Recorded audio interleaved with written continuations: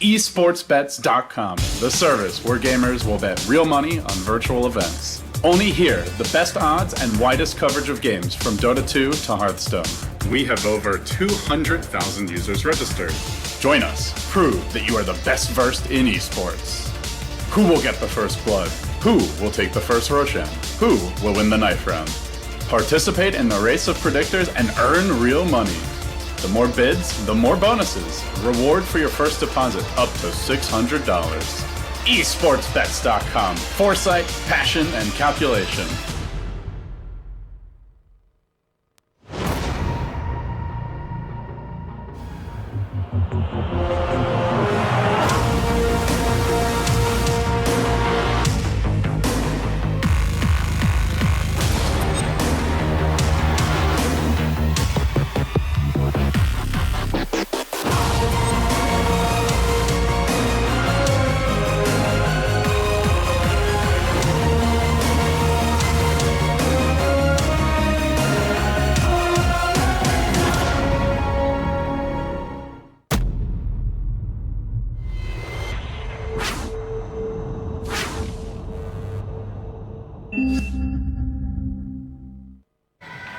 Welcome back, folks. This draft just about to get underway. We've got 10 out of 10 in the lobby, just waiting for that magic word. They're ready from both sides. So let's talk a little bit more about hero picks. We kind of broke the surface a little bit. Another hero that we didn't talk about is Sniper. How do you think he's going to fit into this series? I think Queen of Pain might actually just get banned out in every single game, as we saw yesterday. I think Sniper's more likely to be banned than the Queen of Pain, so? I think. Both teams love to run it. I think Secret especially versatile with it because both Arteezy, well, TZ plays it as well as S4 in the mid lane. Generally, it's actually Arteezy in the side lane playing it, so I think Secret may be more versatile with the pick, whereas with Alliance, it's almost always going to the mid lane, so... Sniper's actually on the most prioritized list for both teams. It's a slightly higher prioritized ban for Secret and a higher prioritized pick for Alliance. And vice versa for Queen of Pain. I don't see it getting through, personally. If it's getting through, it's because a team's getting something big and scary in return. I don't know what that would be. I don't think Secret would give away a Sniper to get like a Troll +1. It seems like Sniper and Quaff have been banned almost every single series, actually, in the first round. The other hero that's really been banned a lot is Chen, so maybe that's a hero that could squeak through that they would forego, or they would take Chen over taking either a Sniper or Quaff, since it does open up the early game in a huge amount. Malaysia did not ban Chen very much against Secret, however, so we'll have to see whether that's going to be something they look to do or not. Yeah. Lost my train of thought. Sorry about that. Anyway, Wisp, that's the hero I wanted to talk about. We actually saw Secret play a Wisp in that Malaysia series. They did a Wisp Tiny. I think they picked it up in just the first round, opened with Wisp Tiny. It didn't work in that particular series, but I think Wisp in the hands of Secret is still something you want to think twice about giving up. Yeah, it worked really well yesterday. They did win a game with it, but then Malaysia adapted really well. I think that was Malaysia adapting more than the Wisp being a bad pick. Yeah, I would agree. But I mean, they can pick it with the Tiny, they can pick it with Phantom Assassin, it works really well there. And pretty much any other carry is pretty supercharged by having a Wisp anyway, so I could definitely see them drafting that. Both teams very likely to draft a Wisp, in my opinion. Yeah.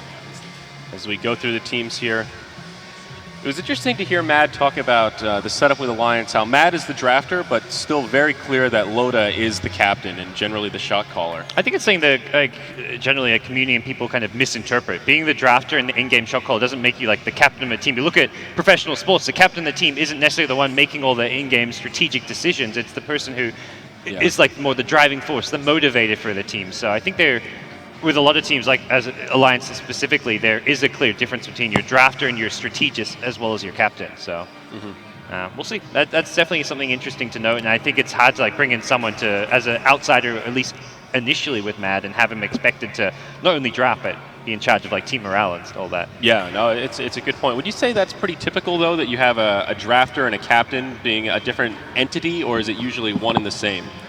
I'd say more often than not that they're the same person, but it's... Yeah, some of the people I've played with, I've never captained and drafted, but usually they say it's the same person because the person has the initial idea, kind of knows what the strength of their draft is. The other person may not understand it as well, so it's maybe a little atypical, but it's not something they can't work around if both players are very experienced. Yeah, it definitely varies from team to team in terms of whether it's one person drafting, if it's a whole kind of group, and there's one person making that final decision, if there's a bit of a difference. And there's the Platinum Trophy once again. For that first place team. Team Secret definitely one of the favorites coming in. Most of the predictions I saw had Secret in the finals, maybe against like Avicii Gaming, but round one, low bracket. They've got to survive this match to continue on. It's going to be a long trek, a long day of Dota for either of these teams if they end up making it all the way to that grand finals mark. Lots of Dota to play, but we've got a draft, folks. Game number 1 of today about to get started. Secret versus Alliance. Yeah, so if Alliance took something from the Malaysia games, I think it's that you can be more aggressive in the early to mid game. Pick some of these more mid-game tempo control heroes. You don't have to pick these big late-game core heroes. You can run heroes like Viper, play them more as an early to mid-game dominator, and then they still scale well to the late game. I think also shutting down S4, forcing him to not get quite as much farm and come to fights. Let Arteezy get his farm, let him do his thing, but focus your attention more on S4 as well as Zion, shutting these two players down. Yeah. The carry we saw Arteezy on a lot yesterday was PA. We saw her about the Phantom Assassin, and if it's something she wants to go for, how to deal with it, who pairs particularly well against the PA. Magic nukes are the best. Hexes are really good as well because they're removes evasion, but we'll see magic nukes because it does completely dodge that. Once he gets to BKB, it gets a little harder. So at that point, you might need something that goes through magic immunity like Axe Call or maybe something like RP as well. We actually see snipers squeak through. I was just thinking that Shuri had an interesting second ban from Team Secret. Troll also making it all the way through, so what is Alliance first pick here? Do you take the sniper or the troll? I mean, answer that question. Highcat Sniper is really good. I've seen him win a lot of games very, very single-handedly as Sniper, so I think Alliance is pretty happy with this. Night Stalker Troll is the secret pick though, so 2 heroes that can dive on the Sniper pretty easily, but if they're held away a bit, if Alliance gets some good upfront tanky heroes that can draw aggro, such as like an Axe or something, I feel like it could be a really good lineup for Alliance here. Yeah, these 2 picks are Secret. They're kind of face rush picks, but they don't have good gap closes for the Sniper. I think early on, like that first couple, like the second and third night, especially the Sniper before he has big items, is going to be very scared of the Night Stalker. But once you get a few items, you get like a Sergeant Yasha, you get a Mask of Madness, you get your movement speed and your HP, that's where it's a lot harder for the Night Stalker to actually break the distance, even when it's nighttime, just because of Sniper's range. Yeah, it's kind of sad to say that Mask of Madness and Assange Yasha make you as fast, even when you're voided by a Night Stalker, and it's nighttime. Like, it's easy to kite. It feels like Secret are going to be going for a gap close with one of the next few picks, be like a Storm Spirit, something along those lines. Be there against the Sniper. But it's very likely it might be banned. You know, Alliance has a second round of banning coming.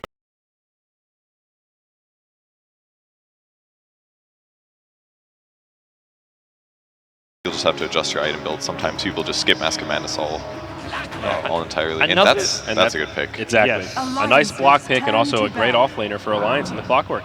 Yeah, another pick that I really like with the Troll Warlord is always the Spirit Breaker. I feel like this hero, as an initiator, as someone to go into a fight, you have Battle Trance with him, and suddenly he's a much more potent carry and damage dealer just because of the Battle Trance, if he's getting a few extra bashes. So, well, we'll see what's going to be coming up now for the next couple of picks here. Team Secret, it felt like they were very prepared, because as soon as the Sniper came out, they snap-picked the Night Stalker and the Troll Warlord, so I think it's something they were already anticipating dealing with. I do really like this third ban, though, from Alliance. The Magnus, something that S4 has played a lot in the past, of course. Quite good against the Sniper. That's one of several gap closers they could ban out. If they opt out to 4th ban the Storm, what are we left with options-wise to try and deal with this Sniper? I think it's already kind of tough because Clock is very similar in an Axe in a lot of ways, except it's more long-standing. You separate the team fight, you segment things. As Night Stalker's going in, you battery assault, you cogs, you keep them far away from the Sniper, and if they do want to go past that, they need to blink past the cogs or something like that. So it's very difficult to gap close when you have a Clockwork initiating first. It pulls all the attention to him, and if you can reflect the damage that Blade Mail and Sniper's on the other side, taking shots, it should be a very good draft for Alliance. So I really like the Clockwork pick here, and again, like you said, it's also a block pick. It's another hero that's good at jumping on the Sniper, so Clockwork is making space while also being tanky and initiating. So Alliance actually opted 4th ban the Lich. We did see Secret play Lich in Game 3 against Team Malaysia yesterday. That was a game that they lost, but an interesting ban here, not one that I would have predicted. Yeah, Sniper physical damage. I'm wondering if they're planning on picking a hero for load as well. That's going to be very physical damage focused, and worried about how the laning stage may go if a Lich gets through. But depending on where you lane the Night Stalker, normally most of these teams, with Secrets being Kuro playing a 4 position.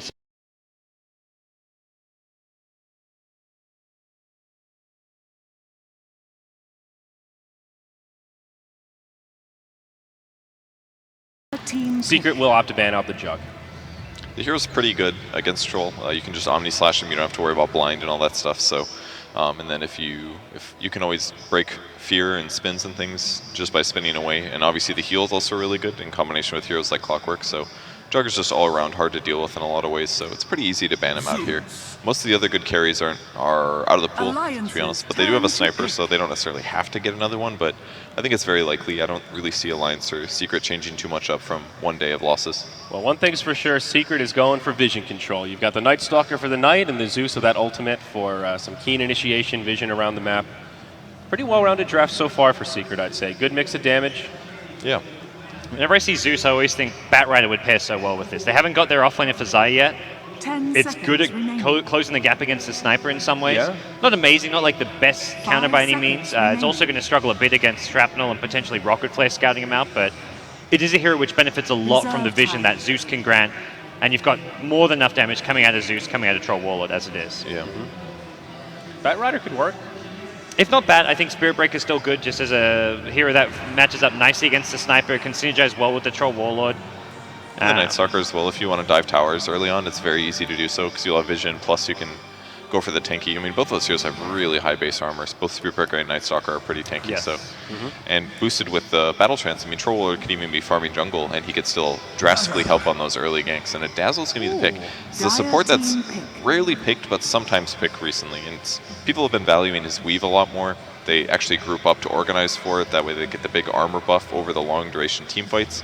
It can be good against your opponents as well. Offensively, it gives you vision, and occasionally heals and Graves make a huge difference. Especially in this lineup, Secret doesn't have any DOT right now, so even if somebody Graves, they can teleport back to home or something like that. So I think Dazzle's a pretty good pick here. He's just got to be a little careful about the burst damage that Secret has, because they have moderate burst.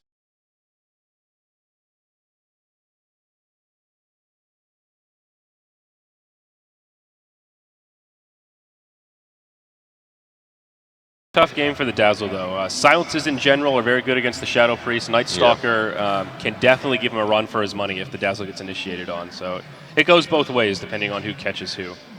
That's definitely true. But Clockwork in combination with Dazzle is pretty strong. You can Grave him. Yeah.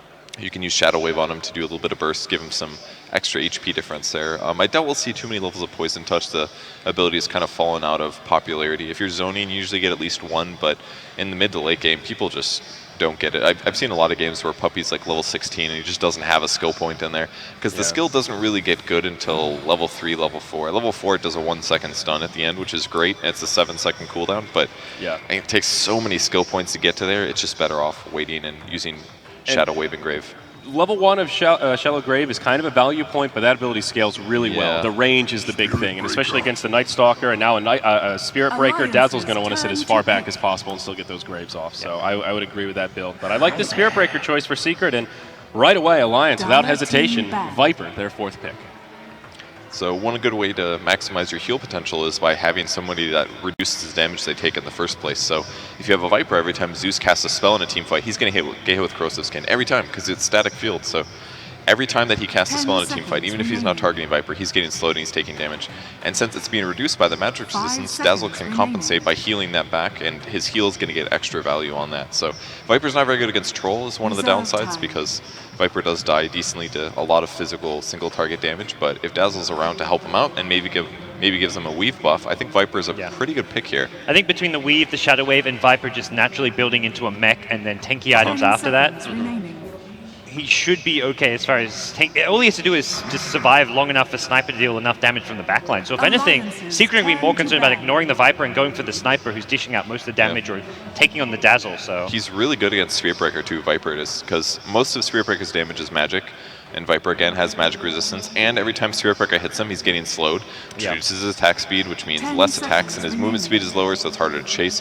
Viper's a pretty tanky mid hero actually versus SP, even more so than maybe a hero like Quap who can blink, because SP doesn't worry about distance gap close. It's more about killing your opponent before the tower that you're diving kills you, and I think Viper has a good opportunity to defend against that. It seems just like a great Viper game in general. There's melee heroes on 3 of Secret's heroes are basically melee. I put the Troll in that camp as well, because he wants to be going melee range when he's trying to get the bash lockdown. So seems like a great pick overall. Yeah. I like these final bans. Secret taking out the Rubik, Alliance opting to ban the Bane. I think Rubik could have been great here. The null field against Zeus is always quite helpful. So looking for a puppy hero here. Last pick. What do you think they need? Their team fight is kind of weak right now. I would say Alliance is a bit better. Is Enigma Maybe. way too greedy here?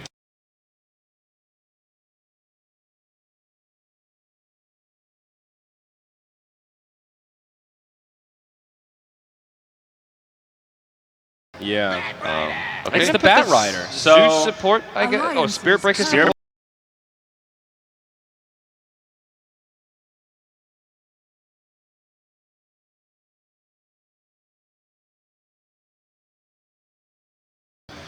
should bode pretty well.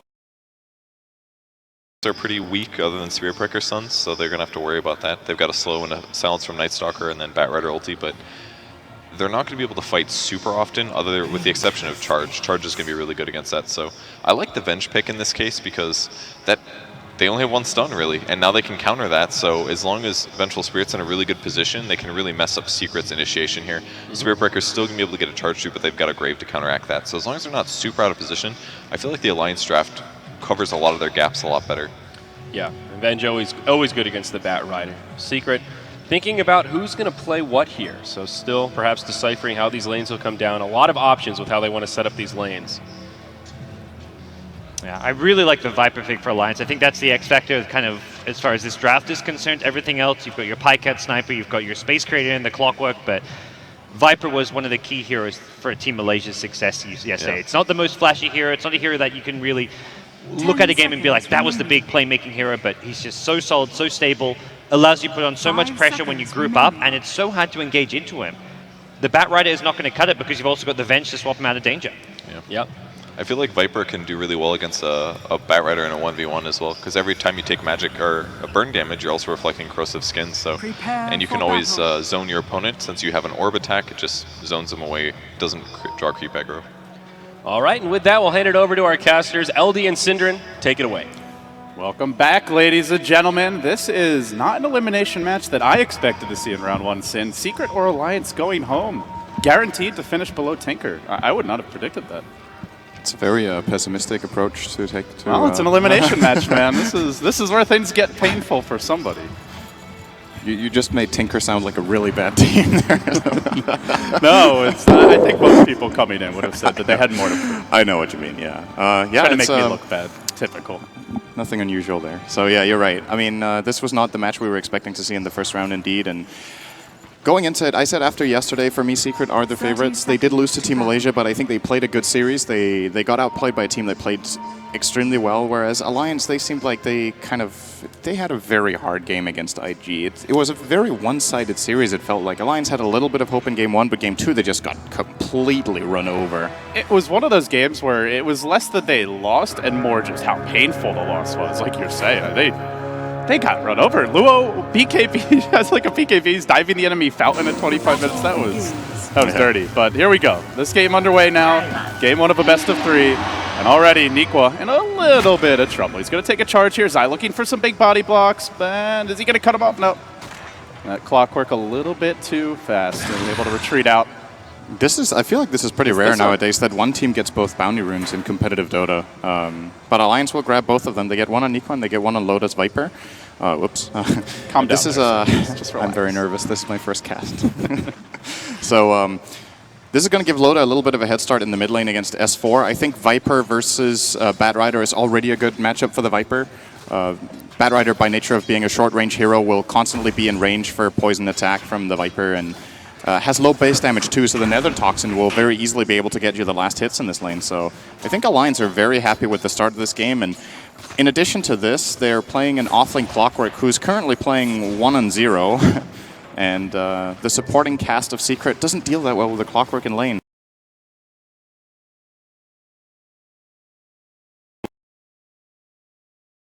Even footing, they look extremely scary, but you're running three heroes that are not that strong in the laning stage. The Bat Rider's okay, but it takes a while before he can really get active. Ortiz is actually in a lot of trouble here. Uh-oh, being chased out by Nikwa. The battery assault coming through. They get off a Void. One more tick. Oh, he's just out of range. So close, but the lane not looking too fun for Artur at this point. Only has the 3 Tango Sind, and well, let's see, is there any regen here on Puppey? He's only got a single Tango of his own. Looks like they'll need to be ferrying out some regen, but we are seeing early on Secret struggling a little bit to find suitable lanes. The Viper breaking even with Bat, but as the Viper continues to level up, generally it gets harder and harder to last hit against him and to stand in lane. It feels like one of those games where Secret may be better off with almost an IG style approach from what we saw yesterday, where the lanes break down very early around that first nighttime. You just start going around ganking and just constantly being off the map, because when they're sitting in lanes, they just have a tough time breaking even. The one problem with that is Zeus is really not that good of a ganker in the first nighttime. Generally, your support Zeus at minute 4 to 8 will be, let's say, level 3 to 5, realistically. So there's no Thunder God's Wrath available. He's pretty slow by nature and doesn't have any complement. He doesn't have any slow or silence to complement with the Night Stalker during those ganks. So I'm really surprised they chose to put this Zeus in a support role. I think it's. I really thought it was a core Zeus. Yeah, well. I thought so. And I mean, it is kind of greedy to run a double melee support cast with Spirit Breaker and Night Stalker together. Again, especially against a Clockwork. That might have been the consideration, that we don't want to run double melee supports into a Clock, but I'm kind of nervous that if Zai has a hard time in this offlane, can Secret even do anything in the first nighttime? I don't know. The one thing they can look to do is, maybe not the first nighttime, but the Batrider can go into the jungle and they can try to give some levels to another hero mid, but you're standing against a Viper. So yeah, you get slightly out of position and you're either TPing to Fountain or you're dead. S4's got an S4 rune. What else is new? Could be he could be thinking about this. This is the best, arguably the best hero rune combination in the early game. Batrider with haste is ridiculous. You can constantly he can actually kill Viper without taking any attacks. He just keeps circling around him with the haste rune very quickly while Napalm is on, and Loda will never be able to turn too slowly. Yeah, you actually can't deal damage with anything else than the corrosive skin at that point, but it's still a very unlikely kill at the moment for S4, but if he's able to get level 6 before his, or level 5, alright, as the rune is pretty much expired here, so probably won't happen, but it's very scary playing against the Bat with haste, and Loda just playing it safe and farming here for now. The other hero it's great on is Pudge, but we don't see him too much competitively, unfortunately. Sad to say. Well, and Gyro. And Gyro, that's true. Gyro Rocket Barrage is extremely devastating. And he's definitely a squishier fellow. He likes to kite you a little bit. CS4 poke up, wants to zone this Venge off the bottom rune. Does grab himself a bounty. And let's see. Loda gonna get eyes on Kuroki here now. They're pretty around Ake. Kuroki's gonna let the rune go. Doesn't want to risk getting caught out. So will, in the end, be a regen rune snagged by your Shadow Priest. But in comes a little bit of reinforcement. Batrider joining the fray as well as Zai.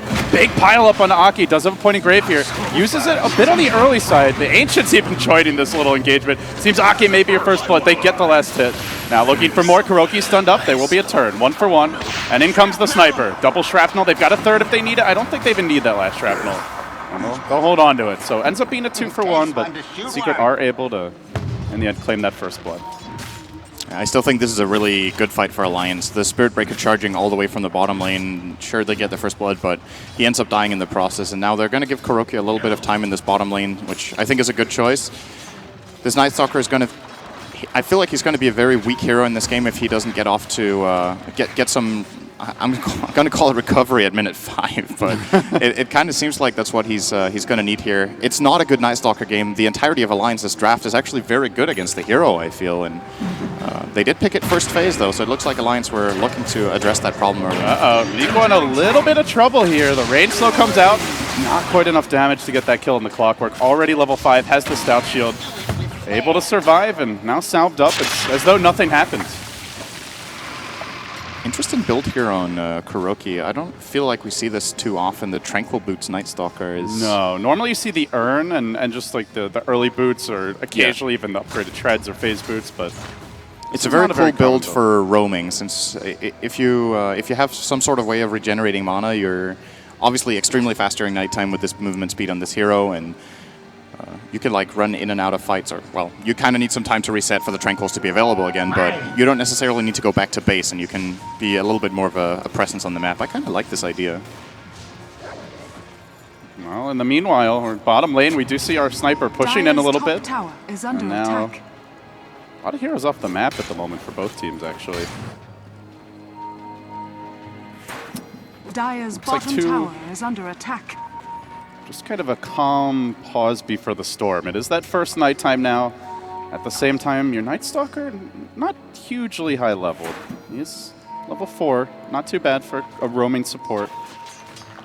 You see Loda push out this middle lane. Rather calm play from both teams. Nobody wanting to fight right now, it seems. Is under attack. Yeah, I feel like Alliance are getting the way better of this early game. They've got a golden experience advantage, obviously, from how the lanes are going with the farm, and also just the way the lineup is composed. It seems Secret aren't really getting anything out of the first nighttime. We talked about how it's unlikely, but still really should want to. Loda. There's your S4 rune. Number 2 of the game gets out the lasso. Pulling Loda in deep. He can easily kite him here, and Loda drops quickly to the rotation of Kroki. Will end up going down. Good rotation by Secret here to get this towards the end of this second nighttime, or this first nighttime actually, as we're already 7 minutes in. Yeah, but they needed that. Damn, those haste runes, man. 2 haste runes on already. Viper. We're only 7.5 minutes in. On Batrider. Ay, ay, ay. 2 haste runes early, really good for him. I think we're looking at a very fast Blink Dagger here for S4. Arguably one of his best heroes as well, has had great success in the Batrider, so he really knows what he's doing. With that kill, we'll be getting closer to that Blink Dagger. Maybe even a sub 10 minutes could be possible. And this is really what we expect as well from Secret, is once the Batrider gets a certain amount of levels, he can rotate to the jungle. Even the Troll of Arteezy could look to do that as well. A lineup that has a lot of heroes that need farm, need quite a bit of experience, so they're trying to strike the right balance here. The nighttime will end, but Kroki, not to be thwarted by this. Oh, dodges the hook shot. Niqua, he was fishing, but unable to find the opening. Meanwhile, a wild cow appears. Loda a bit too tanky right now. He's already got a completed mechs, and we're only 8 minutes in. You can get very fast mech if you just get... He has pretty good farm for this mid lane, and going for brown boots into mech. I like this build a lot on Viper instead of upgrading the boots. I feel like it wouldn't have made much of a difference for his pressure on the lane to have, say, treads or maybe even face boots, which some Viper players like to get. I think brown boots into mech, and maybe even not upgrading the boots now and getting your next core item could actually be a good choice, as Arteezy will get spotted here by Loda. And they're going to look to put some pressure here. Alliance starting to maneuver through the dire jungle, and then meanwhile Zai farming up that middle lane. Wants to get the Nether Strike. He's not quite there yet, but he'll have his level 6 soon at this rate. They'll heal the wave. Alliance clustering 5 heroes at top. They're just feeling strong. They have their mech. They have decent levels on the support. They have hook shots, and they're just ready to 5-man. What is Secret going to do about this? They really cannot take the fight, so what they look to do instead is to split push and to stall for now. Yeah, they're pushing mid out with S4, and Kuro's getting a lot of alone time on bottom. I actually think this is pretty good for Team Secret all in all. If they lose this top tower and get a good trade-off here with some crucial experience and maybe a key item soon to come on the Batrider with the Blink Dagger, I think this is exactly what they need in this situation where, like you said, they actually can't fight Alliance 5-on-5 right now, but they're really good at the pickoff game with their lineup. With Spirit Breaker now level 6, Batrider close to a Blink, Night Stalker level 6. Zeus will be closing in on an ultimate eventually. Puppey currently only level 4. Has had a really hard early game, but he'll get there. Time is definitely Secret's ally. They have an excellent late game lineup. This is a lineup that at some point you're looking at a potential Aghanims for the Night Stalker. Kroki already 1,000 gold pocketed, so could be picking up that early point booster. And that is one benefit of going the Tranquil Boots, is you can save a little bit of gold because compared to like an Urn or upgraded boots and just head straight into a fast Ags. And if he gets that, they get the Zeus level 6. Still a bit of a ways to go for Puppey. And you've got a Batrider Blink Force. I mean, it's difficult to get out on the map as well. You think Kuro gets Ags first this game? I'm not sure. It's definitely an option, though. I've seen a few support Night Stalkers just straight rush it. I think he can get away with the Midas with how the rest of the lineup works together at this point. Potentially, they're also giving him quite a bit of farming space, so it would be a way to keep him relevant in the game. I think going for the Ags could really backfire, where he just runs out of steam if they take 1 or 2 bad fights. Oh, Puppey, he's trying to be cute at the neutrals, but in